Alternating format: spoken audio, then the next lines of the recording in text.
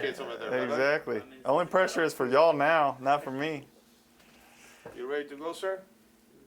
1 second.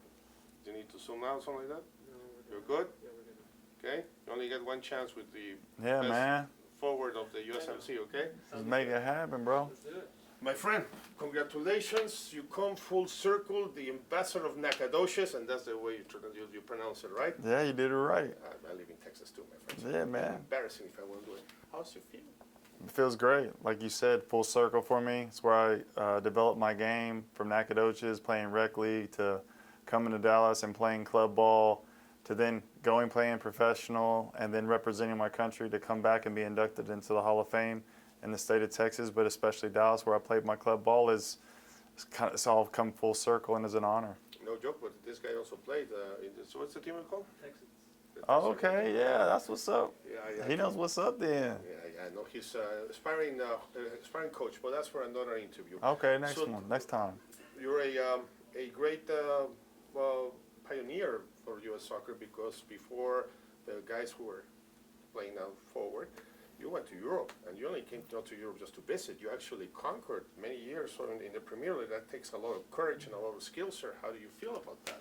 I mean, for me, I've always been someone who wanted to push myself at the highest level, and I'm grateful for MLS giving me the opportunity to play with the Revolution and kind of like get my professional years under my belt, which allowed me to break into the national team, which allowed me to play in the World Cup, which allowed me to make my move to Europe. And I wanted to test myself against the best, and I thought at that time was either playing in the Premier League or playing in La Liga. So I got the opportunity to go to the Premier League, play with Fulham, and develop my game there, play against some of the best players and clubs in the world, and got the opportunity to play with Tottenham and try to be on a team that was actually pushing for a Champions League spot.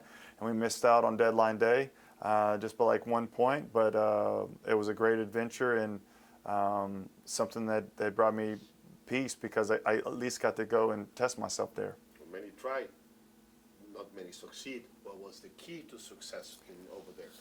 I think it was I had people to take care of. I had my mom and my dad that I wanted to be able to provide for them. I had my wife and kids, and it was a situation where you almost felt like if things weren't going good, you were going to make the coaches play you by your work ethic and your training and your competitiveness in those training sessions to get on the field. And when you got your opportunity, show that you were like a wild dog out there to when their job was on the line and they looked across the locker room, they knew that you were someone who was going to fight for them. So I think that was my mentality and what served me well.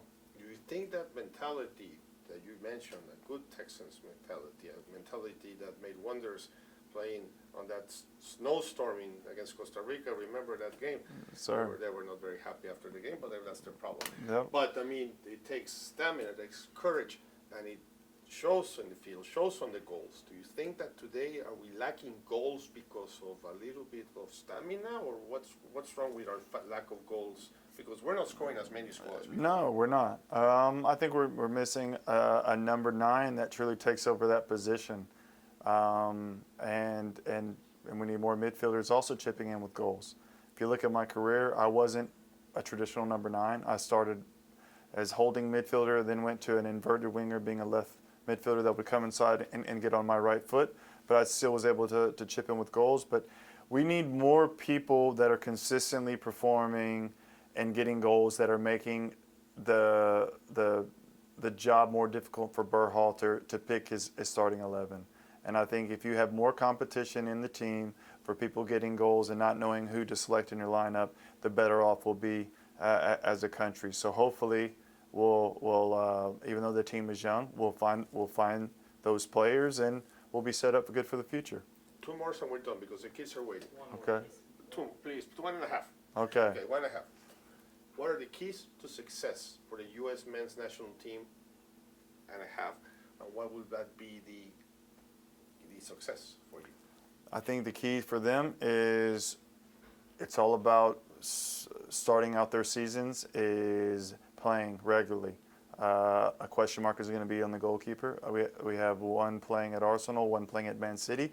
And if they are able to play for those clubs, well then great. But if they're not, they need to go on loan and make sure they're sharp in time for the World Cup. Also with your field players, they need to be playing regularly for whatever club that they are on, whether it's domestic or foreign. I think we need to do a better job of building out of the back, being more comfortable with the ball, and when people are pressing us, being able to play out of that press. I think we need to find a number 9, what we talked about, someone who's more of a goal threat consistently, game in and game out. And then we need to be careful on the counterattack. I think when we get forward in the 4-3-3, that we're open to that counterattack and just doing a better job of kind of putting out those fires. But I think the future is bright. If we can have the mentality of what we had at home, play with that confidence, we'll be able to get out of the group. But if we're a team that plays scared and at times how we played away from home, then it will be a difficult group stage for us. So hopefully we'll get the team that is confident rather than the team that was more scared. The last one. This is the very last one. Very last one. Yeah. Please. The last one, please. Because it will be negligent if I don't ask you this. I've been in the United States since I was 10, and to me, the United States is the love of my life. Mexico is my mother. Yep. You will kill for the love of your life. Yep. You will kill for your mother. Yep. But one thing I've never understood, because I put myself in your shoes after covering so many years. Yep.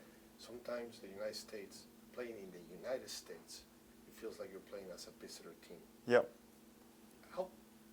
How do you cope with that?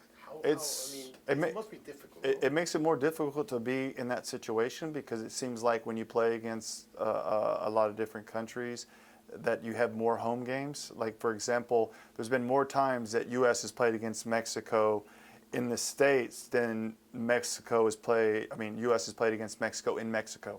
There's been more times that I feel like because of Gold Cups, Copa America, we haven't had a lot of experience of playing games in Costa Rica, Honduras, and El Salvador, and Guatemala outside of World Cup qualifying. I think a lot of the times, because of Gold Cup, a lot of countries feel more comfortable coming here, and the fan base to support it. There's not a lot of times of U.S. having the opportunity, and I think they need to do a better job of playing outside of the U.S. and playing in those difficult environments to get used to it, but also success, right? If you were doing better as a country, I think not qualifying for the 2018 World Cup set us back, and it made not as many people go to the games. So if we do well in this next World Cup, building into 2026, even though we're playing other countries in the U.S., I think you'll see more of a pro-American crowd if they have a team they believe in to get behind. 3 more. I'm just kidding. I'm just kidding.